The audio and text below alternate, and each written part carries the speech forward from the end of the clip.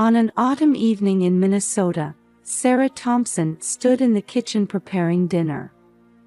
Outside the window, maple leaves beginning to change color swayed in the wind. At 42, Sarah felt a sense of peace in this ordinary routine, but also a hint of emptiness. "Tom, we're having chicken pot pie tonight," Sarah called toward the living room. There was no response. Her husband Tom was, as usual, focused on the television. Their relationship had grown cold, with conversations becoming scarce, but Sarah tried to convince herself this was the natural state of a long-married couple. As they sat around the dinner table, Sarah thought about her son Michael. He had just graduated from college and started a job at a company in Chicago. "I wonder how Michael is doing," Sarah murmured.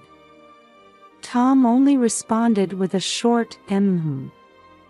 After dinner, as Sarah was washing dishes as usual, she suddenly heard the front door open.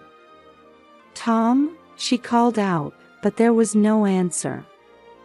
When she went to the living room, Tom was there. But he wasn't alone. Next to Tom stood a girl about 10 years old. The girl's figure was dimly visible in the darkened living room. Sarah was confused and speechless. "Sarah, we need to talk." Tom's voice was low, filled with tension. "Tom, who is this?" Sarah's voice trembled. Tom let out a deep sigh and said, "Emily." "You raise her," before heading towards the front door. "Tom." "Wait." "What do you mean?" Sarah desperately tried to stop her husband, but Tom opened the door and left without looking back. The sound of the door closing broke the silence. It was the moment Sarah and Emily were left alone. Sarah couldn't contain her shock and leaned against the wall. "Is this a dream?" "Yes, it must be a dream," she whispered to herself. However, the presence of the girl before her eyes forced her to face reality. Emily's small voice brought Sarah back to her senses. "I'm sorry." "Emily, right?" Sarah tried to smile gently, but her facial muscles wouldn't cooperate. And at that moment, Sarah gasped.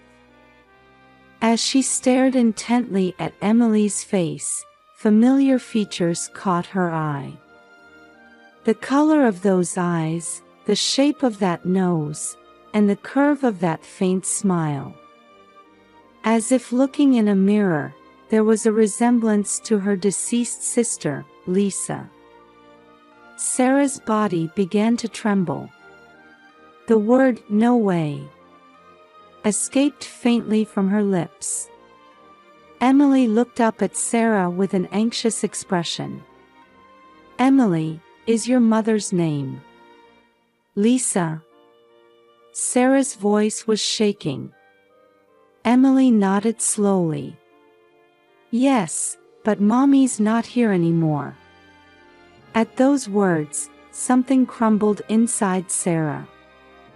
It had been 5 years since Lisa's death. All this time, she hadn't known Lisa had a child. And now, that child was standing right in front of her. Sarah knelt down, lowering herself to Emily's eye level. "Emily. I'm your aunt. Lisa was my sister." Tears welled up in Emily's eyes. The two just stared at each other without words. Only the ticking of the clock marked this moment of surprise and confusion. Sarah's mind was swirling with questions and emotions that kept surfacing one after another. Sarah took a deep breath, trying to calm her emotions. Emily, standing before her, couldn't hide her exhaustion and anxiety. "Come on, Emily. Are you hungry? Would you like something to eat?" Sarah asked gently. Emily nodded timidly, and only the sound of their footsteps echoed in the quiet house as they headed to the kitchen. Sarah took cheese and ham out of the refrigerator and began making a simple sandwich.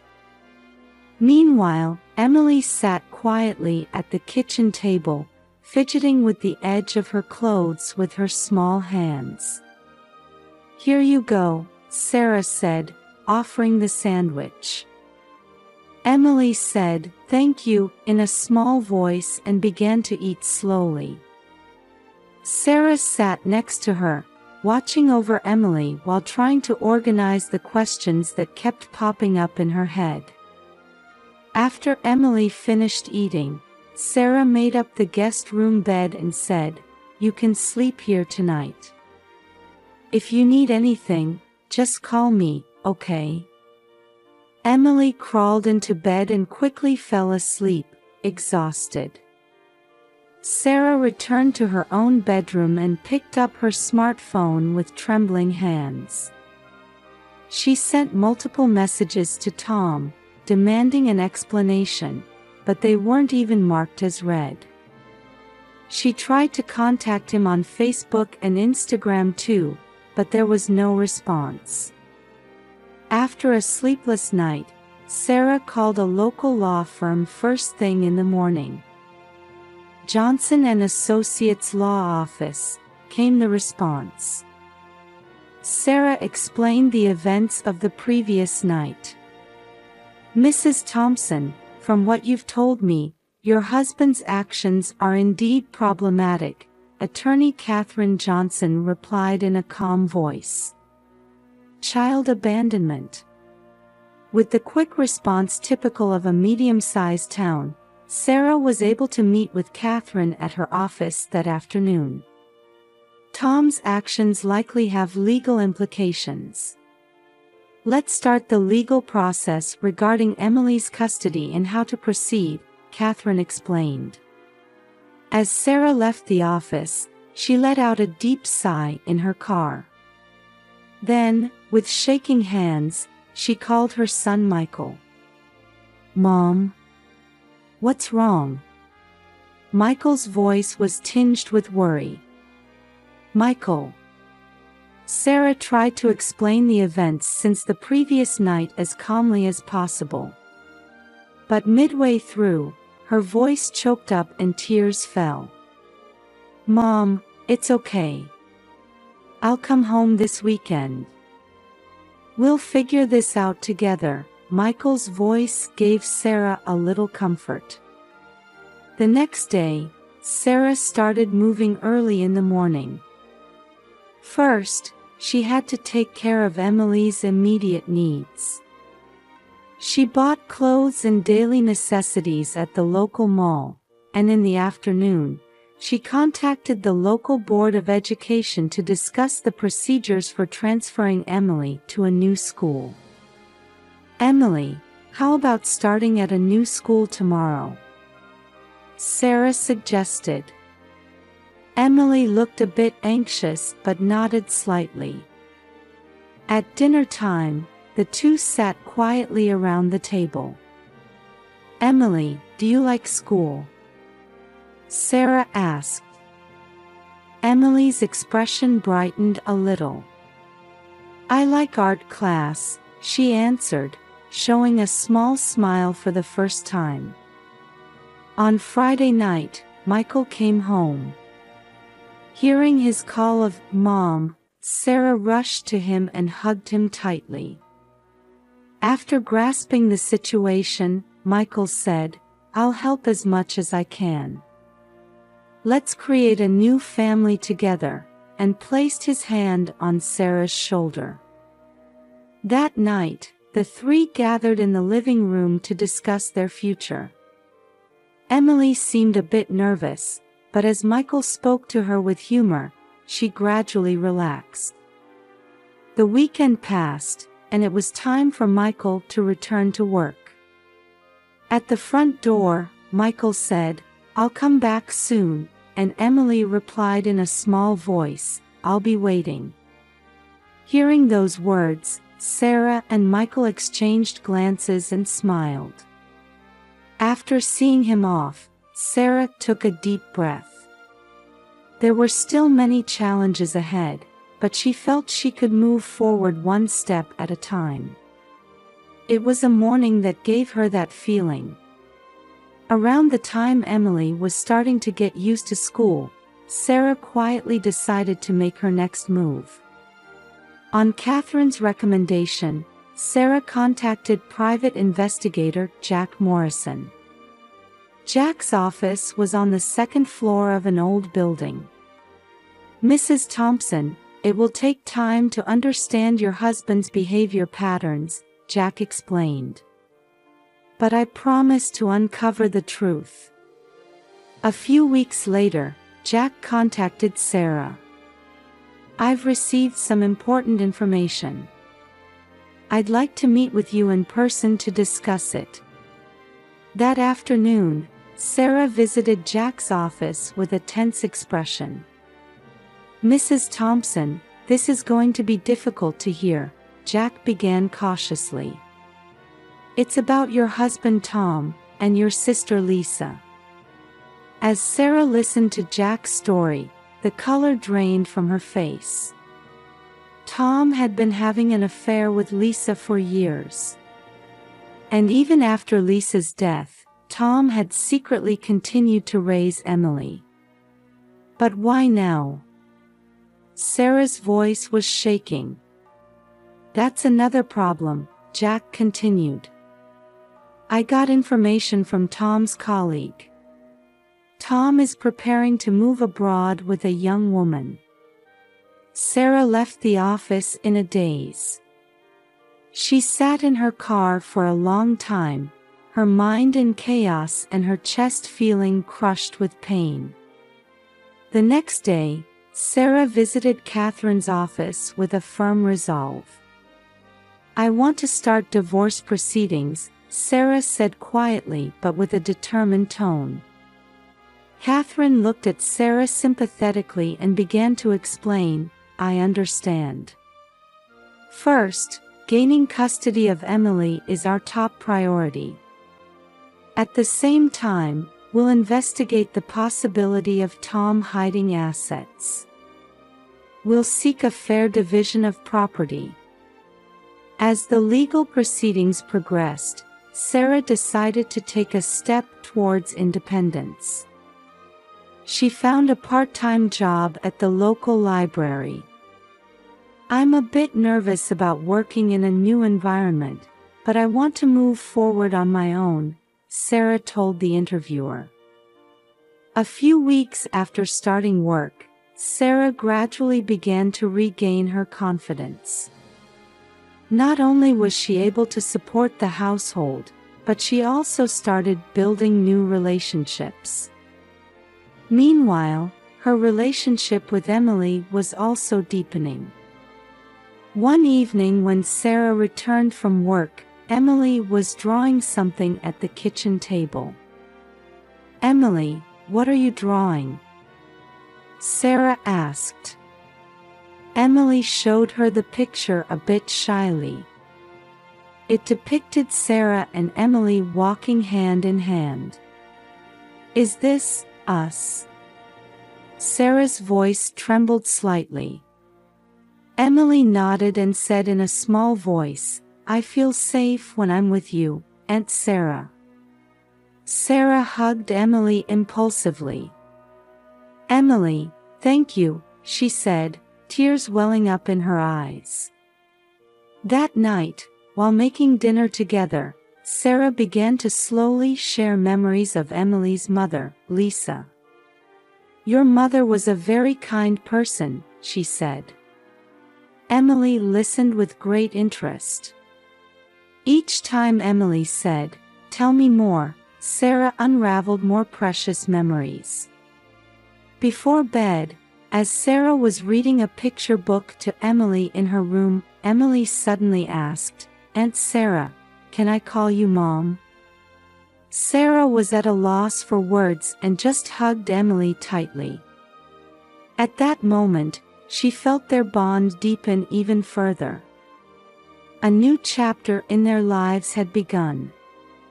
There were still many challenges ahead, but Sarah and Emily would move forward one step at a time, supporting each other. Sarah began to feel a new bond forming through her days with Emily.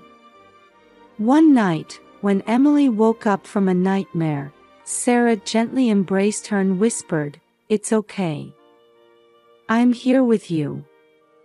That night, they talked for a long time, sharing Emily's anxieties and worries. On the weekend, Sarah took Emily to a local art class. "Emily, your drawings are really wonderful," Sarah said, and Emily's face lit up. "I want to get better," Emily replied, and at that moment, Sarah was determined to nurture her talent. After dinner, they looked through photo albums together, talking a lot about Lisa. "Your mother used to laugh like this," Sarah said nostalgically, and tears glistened in Emily's eyes.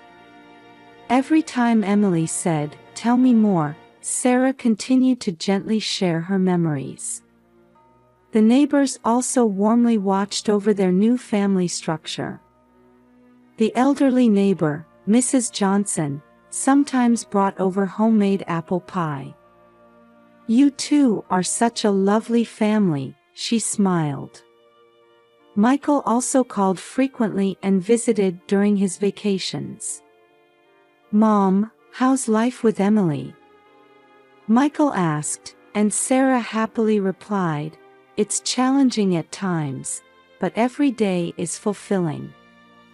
However, their peaceful days were shaken by a sudden event. One Saturday afternoon, as Sarah and Emily were planting flowers in the garden, Tom suddenly appeared. "Emily, we're leaving." Tom's voice was cold and intimidating. Sarah immediately shielded Emily behind her and confronted Tom. "What are you doing here?" Tom replied irritably, "Emily is my daughter. She's coming with me for our new life." Sarah calmly explained, "Tom is planning to move abroad with a new woman and is trying to use Emily for a favorable property division." Emily clung to Sarah fearfully. "I don't want to go," she pleaded in a small voice. "I know all about your plans, Tom." "Legal measures are already in place," Sarah retorted with a resolute attitude. At that moment, Mrs. Johnson rushed into the garden. "Is everything all right?" she asked worriedly. Soon, other neighbors also gathered. In the tense atmosphere, the sound of Michael's car screeching to a halt was heard. "Mom!" Michael shouted as he ran over. "Tom, just give up," Sarah said, suppressing her trembling voice. "We have evidence of your misconduct. We're prepared to submit it to the court." Tom looked around and realized he was at a disadvantage. Muttering, "Damn it," he turned on his heel and quickly left. Sarah let out a deep sigh of relief. Hugging Emily tightly, she gently said, "It's okay now. We'll always be together." Surrounded by neighbors and Michael, Sarah and Emily held each other tightly. Having overcome this crisis, their bond had grown even stronger. A few weeks after the confrontation with Tom, Sarah was taking deep breaths in the courthouse hallway. Catherine placed her hand on Sarah's shoulder and encouraged her, "It's going to be fine. Everything will work out." The verdict was announced, and the divorce was finalized. Sarah was also granted sole custody of Emily. The judge stated, "Considering the defendant Tom's inappropriate actions, I judge it best to grant custody to the plaintiff Sarah." As Sarah left the courtroom, she hugged Emily, who was waiting. "It's all okay now. We'll always be together." That night, Michael called Sarah. "Mom, I've decided to move back home." Sarah was surprised but couldn't hide her joy. "But what about your job?" "It's okay. I was able to transfer to the local branch. I want to be with you and Emily." The following week, Sarah started her job as a full-time employee at the library. "Mrs. Thompson, your experience is valuable to us," the library director said. Through her daily work, Sarah gradually regained her confidence. Meanwhile, Emily's talent was also blossoming. Her painting titled, "My New Family," won first place in the children's division at a local art exhibition.